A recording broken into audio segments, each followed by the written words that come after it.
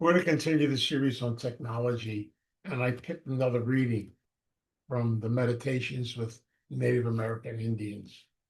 And it's the reading for tomorrow, which I actually posted this morning on Facebook. My grandfather survived on this earth without using anything that did not go back into the earth. The whole world could learn from him. My grandfathers knew how to live in harmony with nature. They did not create poisons or technologies that destroy things. They did not make their decisions based on greed or for selfish reasons. They did not take more than they needed. Their thoughts and actions were about respect. The elders conducted themselves in a respectful way. We need to conduct our actions around respect for Mother Earth. My Creator, please have my grandfathers teach me, my elders teach me today about the old ways. I wanted to share that with you because I want to spend this week and next week talking about the concept of technology as an addiction, but also as to be able to look at it from a positive perspective. I have to bring a couple of things out which are really important. First of all, whether we like it or not, technology is here to stay. So we're not going to go back. We're not going to go back the way things were, even though many of us may have loved to do that. But technology is here. It's part of the reality of life. And believe it or not, it's going to continue. It's going to develop. And God only knows what direction it's going to develop in. Some of us will see more of it. Some of us may not see the other parts of it. But again, our grandchildren, our great grandchildren, are all going to be a big part of the process called technology. And I want to share that with you because, as you mentioned back in the beginning, we talked about, is technology an addiction or can it be an addiction? I don't want to use the term addiction, that it is an addiction, but it can be. But it comes down to the concept of how we as individuals look at it, how we face it, and how we're able to handle it. See, we have choices, all of us, but basically we have to realize that technology can be something very beautiful and very precious if it's used that way. And we've seen a lot of medical advances, seen a lot of things done with it. But then there's the other side. There's the concept that we could very easily become so dependent on it that after a while, we can't function without it.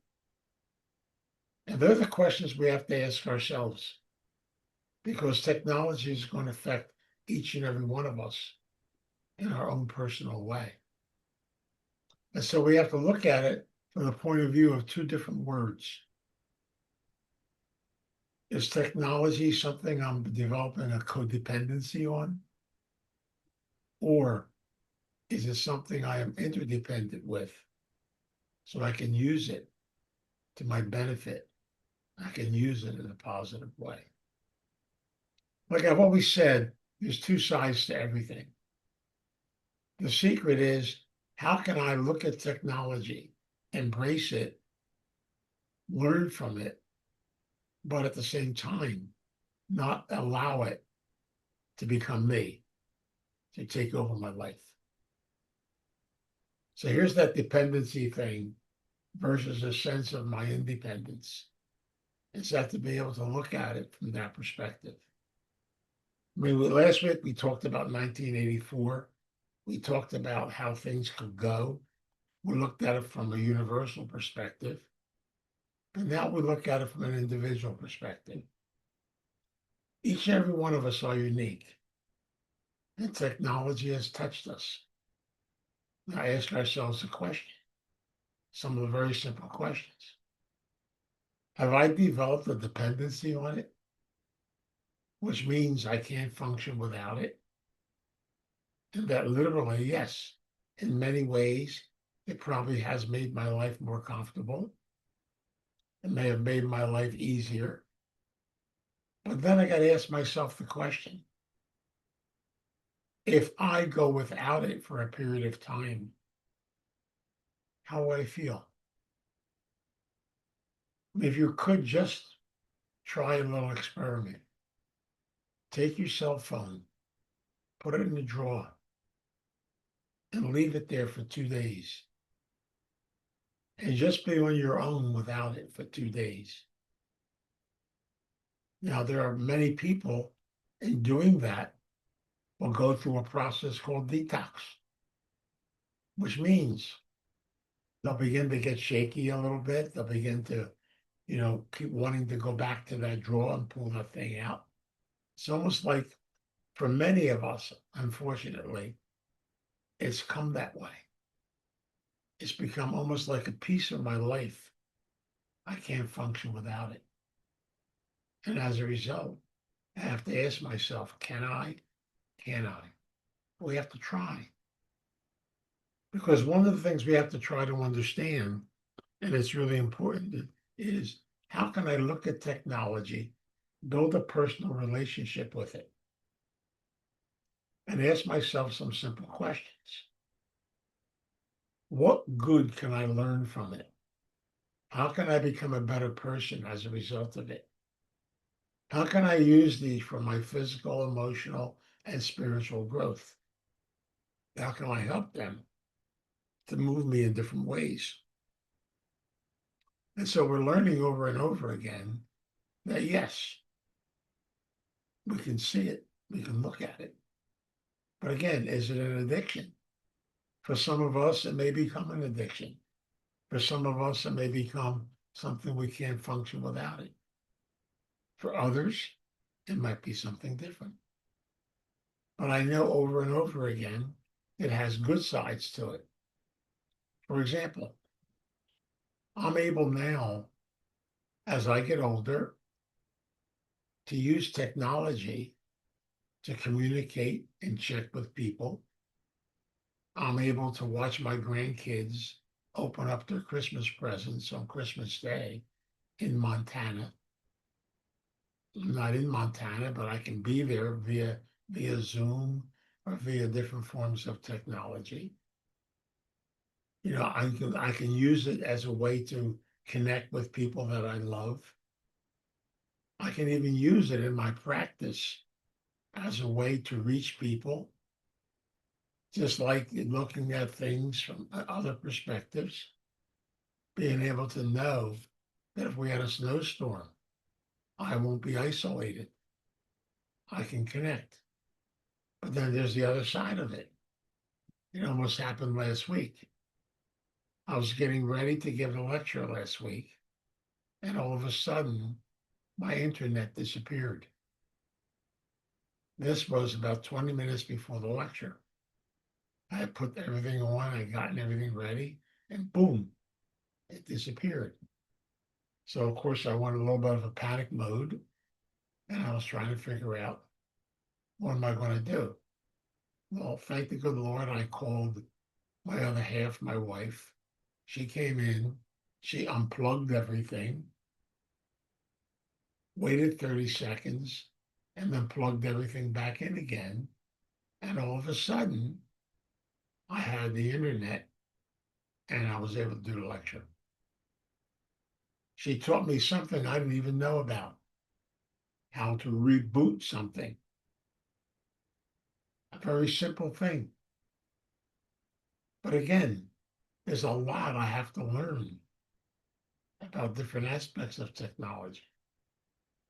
And yet at the same time, I realized in my own life when all of a sudden I didn't have internet, and I kept thinking, how am I going to give a lecture tonight? What will happen if I can't give a lecture tonight? Well, nothing will happen. I just won't give a lecture tonight. It's that simple. And yet, in my mind, there comes that concept of obligation. You've got to get things. And so I realized, yes, there is a little piece of me that's addicted to technology. There's a piece of me that when can't reach it, I get in touch with it. Even a simple thing to give you an idea. 2 weeks ago, I left for work in the morning like I always do. I got in the car, I drove to work. When I got there, I found out I didn't have any money with me, any credit cards, no license, no wedding ring, and no cell phone. Isn't that wonderful? Now, part of me said, well, maybe I better turn around and drive all the way back. And then I said, no, let me go a day without it all. Let me see what happens. Well, you know what? I had a pretty productive day. I wasn't scrolling and trying to check things out.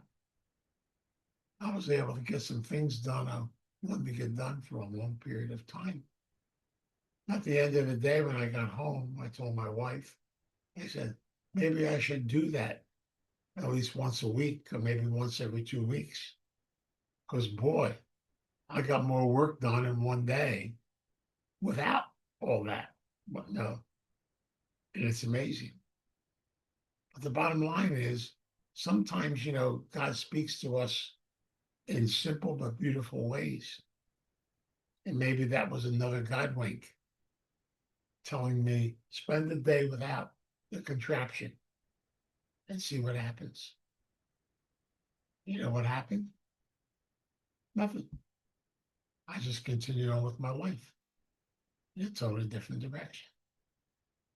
So I realized, yes, there is some dependency that connects with us. And that's why that concept, I heard this from somebody very learned who told me, try it every so often and put this thing in your desk, leave it there for a day. If you can do 2 days, even better. And spend some time in contemplation, some time in a retreat. Because this thing also has a tendency, and they warned you in the reading tonight, something very nice and beautiful that starts out can then get corrupted. It can get into all different kinds of areas. I go back and look at one, a long, many years ago when I started Facebook, it was such a simple, beautiful vehicle to stay in touch with family, stay in touch with some friends. And then all of a sudden, there's tons of advertisements. There's all kinds of conspiracy theories and different concepts. And you start to read things and know what's real, what's not real. There's a lot of sexual content on it all of a sudden. There's all kinds of Instagram stuff mixed in with it. I'm looking and saying, what the heck happened to this thing? Because all of a sudden, people are starting to realize there's another way I can make money. And now we have professional scammers. We have different ways. We've got to be careful. And so we have to be able to, how do I sort things out? How do I use a sense of common sense? So we ask ourselves some questions. Do I spend time educating myself about technology? I really believe we need to make time to educate ourselves about different things that are coming before us. Because we can so easily be led in different directions. Do I have an open mind? Can I look at different points of view? Or do I just use technology to stay within my own little world? Again, I can use it as a place. I only want to hear what I want to hear. And so a lot of people have done that. So as a result, then we have all kinds of different areas. Can I look at different ways of life, different concepts? Do I have a purpose? What is my purpose in my connection with technology? Is it helping me to live a better life, Is it helping me to be able to handle things differently? Is it helping me to be able to realize I can learn so much from this? I did an experiment with my thought for the month of December, which hasn't come out yet. So what I did was I did an experiment on AI. So I took the thing I wrote for the month of December, and then I put it into that thing called chat something, whatever it is. Yeah, I don't know. I forget it. I forget the names of it. And then something came out. Now, they did a beautiful job. And yet I have to be grateful because they didn't lose my flavor, but they really organized it differently, did a lot of different things with it. So when my thought for the month comes out in December, take a look at it and let me know what you think. See, again, I want to be able to use things, but use them properly. I don't want them to become or write something totally new for me. I need to be able to express what I need to express, but maybe they can just put it into a much better format to express it. So there's different ways of looking at things.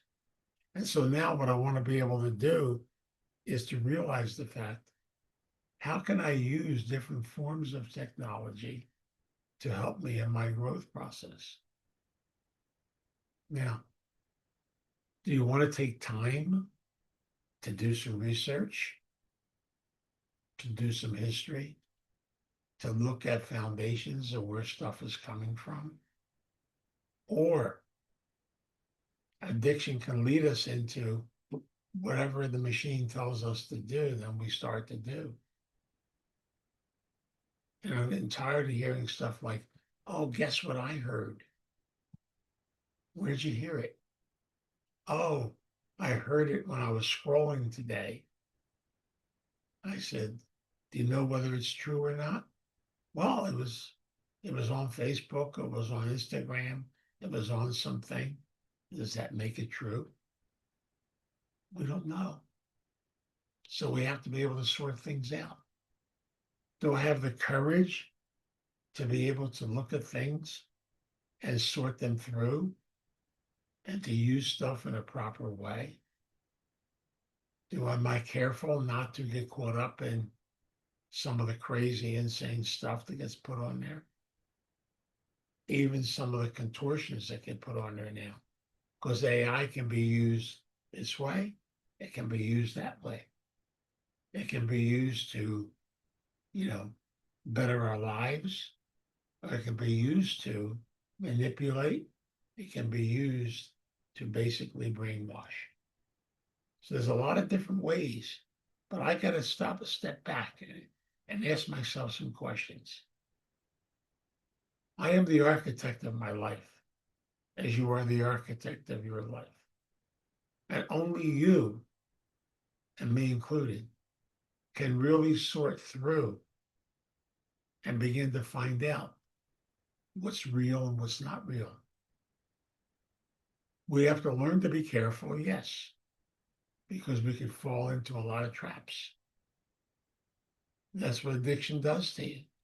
It falls into a trap. It makes you become dependent.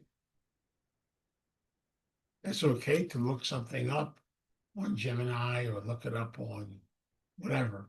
There's so many platforms now, I can't even fathom them anymore. But I can get some information, but then do I have the courage sometimes just to do some personal research? You know what I miss?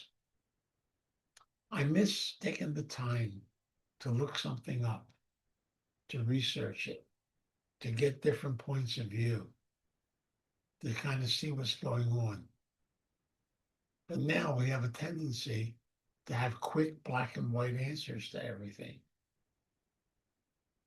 And that's another form of addiction. It's like I want what I want and I want it now. Give me quick answers to everything. I don't want to have to think anymore. You think for me. Now we're moving into the realms of addiction. Because it means literally, I am giving my life over. And will this become your new God, the God of your understanding? Or is there another way of developing my spiritual sense to move in a much more positive direction? So again, my life now is going to move into a new realm where I'm going to be sorting out in my life what's good and healthy and what's not good and healthy, what's being used negatively and what's being used positive. I'm the one and you're the way. I say I am. All of us have to be able to sort through things.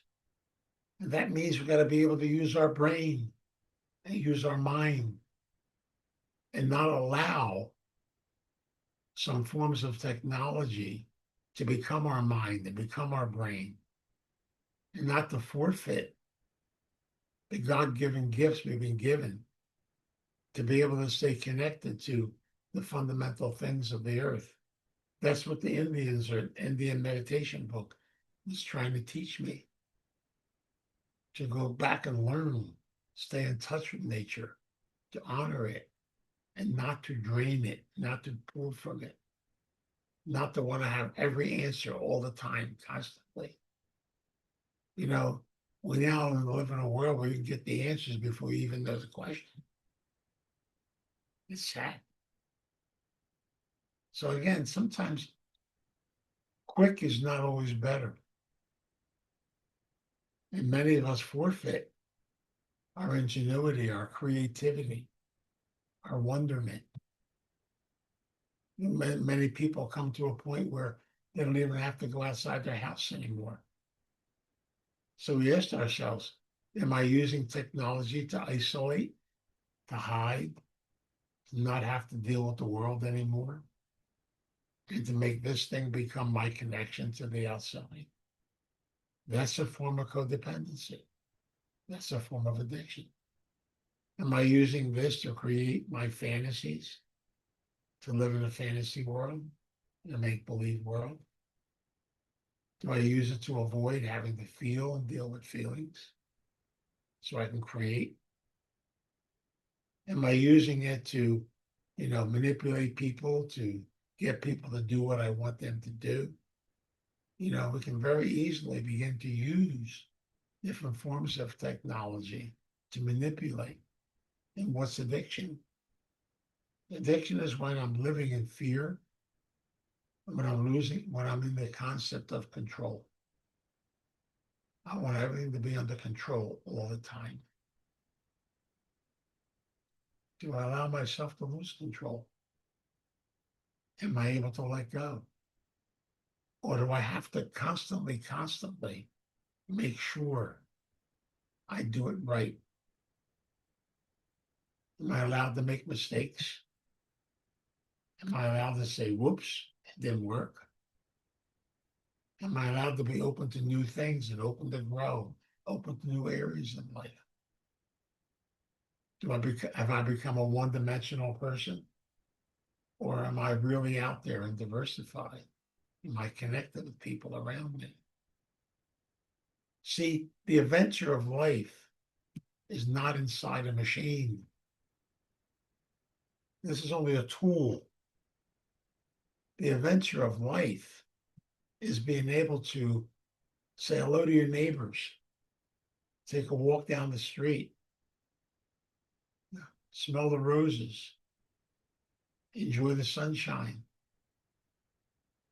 connect with other people. But I got to be careful because technology can isolate me.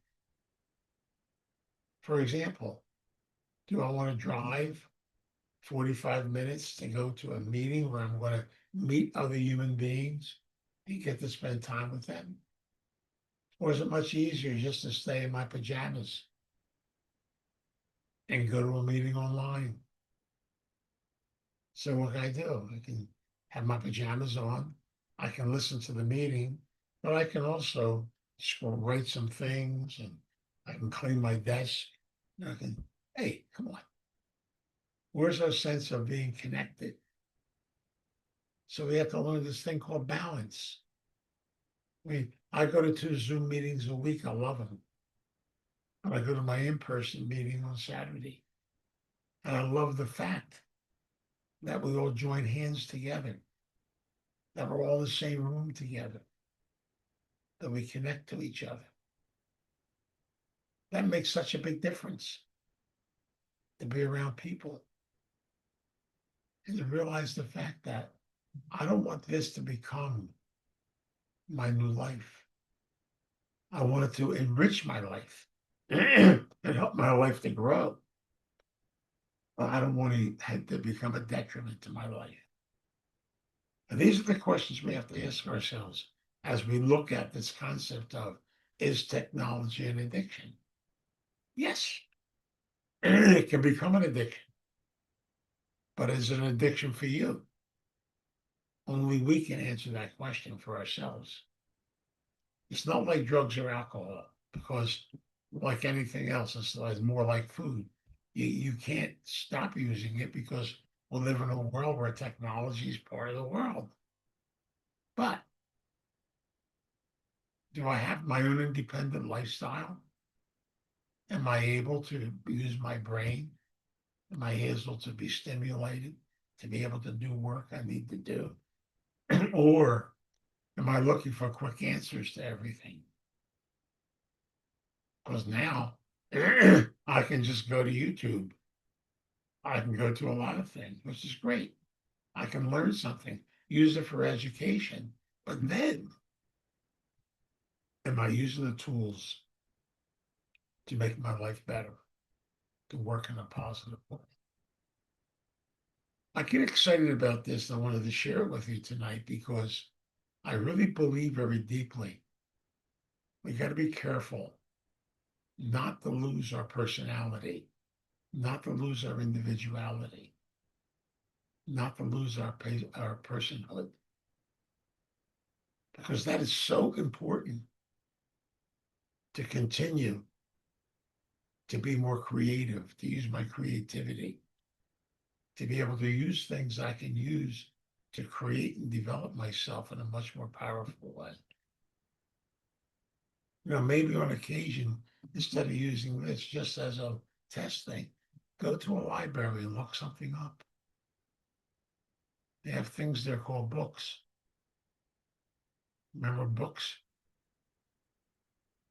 So look it up. Do the adventure of that. Do the adventure of a little research. Sometimes I think, and it's what scares me. Where technology, where it's almost like your brain power starts to die because it's not being stimulated anymore. And that's where we have to be able to have that balance. Yes, technology is here. I'm not saying we have to get rid of it. But to have the balance of knowing what's good and healthy for me and what's not. And be able to use it in a way it'll enrich my life, but not make my life so dependent that I can't function without it. That is the key question. Because I become so dependent on it, it becomes almost like something I'm worshiping, like it's a God. It takes over my life. So I'm just saying tonight, ask yourself some of those questions. Ask yourself about your creativity. What role does it play in your life? Do you have a life outside of technology? Are you still able to go outside and just sit and enjoy the sunshine? Are you able to smell the roses? Are you able to do the gardening outside? Are you able to do simple little things to make your life more rich, to open it up? Do you have any hobbies? Do you love to work with your hands? Do you like to work in other directions besides just working with a machine? And be able to put the machine down and go about and do things and enjoy things and not be wondering, oh, I wonder who called me. I wonder. No, you can come back to this. Believe it or not, I learned something from a very wise therapist. Right after the lecture tonight, I'll have my cup of tea before I go to bed. I will then shut this off for the night and leave it downstairs. It doesn't belong upstairs in my bedroom. It doesn't belong going off next to my bed. It is off. When I come down in the morning, I have my toast and my breakfast, but I don't turn it on until after I said my morning prayers, had my toast and my coffee, because I want to be able to have that sense of getting things started, being connected to God. And I don't want to be able to do my morning prayers on this. And then when I turn it on for one reason only, because I want to be able to post one of my meditations on there for the day to be connected. And so Facebook, I don't even know who my friends are anymore. Why? Because it's too much. I use it as a tool to share recovery. 45 minutes in the morning between meditation, posting, and then I put it down and I go to the gym. And I enjoy the guys at the gym. I don't need the machine to be telling me what to do. And then again, I don't look at it again till I get to work. And that is what it's really all about. I'm learning more and more. My therapist has helped me with this, to set more boundaries, because I was sliding down that slippery slope so quickly. It was scary because I was starting to become so connected to this that I realized, hey, you're only a tool. That's all you are. You're a tool of many tools, but I don't want you becoming this. It's bad enough I don't have any hair. I don't need this on top of my head. The bottom line is I want to be able to think. I want to be able to write. Yes, I wrote my article. Okay, yeah, I gave it a shot through AI just to see what would happen. And when it comes out in December, it's an experiment. Let me know what you think. It's a shot. And there's good points, there's positive things, but above all, there's a time and a place to use technology. There's a time and a place to use your own ingenuity, your own creativity, your own sense of your own self. I guess what I'm really trying to say tonight is don't lose yourself in different forms of technology. Use technology to better your life, to help you, to connect you with family, to connect you in different directions. But don't let it be your be all end all of everything. Now I'll continue this next week because I want to put this whole package together and talk about how we can go back to the basics and the fundamentals of our 12-step program to help us to be able to set boundaries and work on these things in a positive way. But of all, the most important thing tonight is, please, as I say a prayer, remember what's so important, and that is we have a mind. Don't let it go stale. Allow yourself to be able to be creative. Allow yourself to have things you do. Use those hands, use different things, but become a part of the human race that way too. And the other piece is go outside and meet your neighbors. Isn't it sad sometimes live in a neighborhood and you don't even know who your neighbors are? And maybe if you have a conversation with them, they have to put this down too while they talk to you. See what happens. Let us pray. God, we come before you in prayer. We ask the God of our understanding, our divine presence. Please, please, we ask the higher power to please help us to be able to maintain a sense of our own humanness, a sense of our own personal self, and at the same time be able to use different things in this world to help us to live a richer and more beautiful life. Teach us how to look at the positive side of things, but also to be careful of the other side. Teach us to have a sense of balance in all that we do. Teach us to be able to put down and take a break and just be able to experience what it means to be able to use the gifts you've given us. You've given us so many gifts. You've given us so many talents. Allow us to those talents to be developed, those gifts to be put forward, those gifts to open up, to look at new ways and new directions of looking at things. Teach us not to be stale and not to become so dependent on social media, things to that effect, but to develop a sense of connection to you and know that you'll be a guide, you'll be a strength in all the things that we do. So in gratitude, we come before you. We ask for your guidance and your direction as we navigate this very tricky, tricky road in a world that we live in today.